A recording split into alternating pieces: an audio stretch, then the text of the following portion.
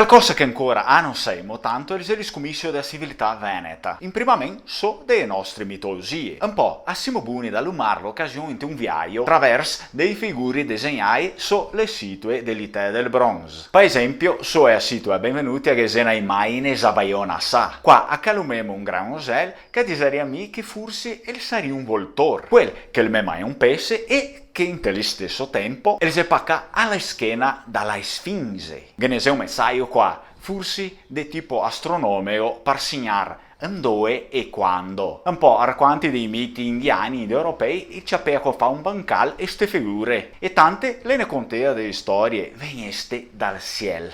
Ad esempio che le figure astrae mitologiche le andeni sempre, soprattutto qua che descorremo degli indoeuropei o pre-indoeuropei, orsù viaggiatori, così ciapando che il bancal de ignauni studi belche de sviluppai so delle mine dell'Ité del Bronze, a podarissimo interpretare che il gran voltor e le segna la direzione, quella che aggavarissimo da guardarla, a vuol dire ciappando la partita da este, tanto che il pesce, come dimostrato dal danese dottor Fleming Cole, studioso e paronde un gran lavoro sull'iconografia, e il pesce in te a bocca e il vuria dir il periodo della mattina, in sembri i due disegni probabilmente di saria. Da este guarda verso le lagune che vien fuori il sol. Quando là a te vedere la Sfinge, quei dì sarà i giusti per copare il cavallo e onorare i vittoriosi. Beh non, certamente per ricordare questa informazione, anche sia qualche mito. E che mito sarissimo questo qua?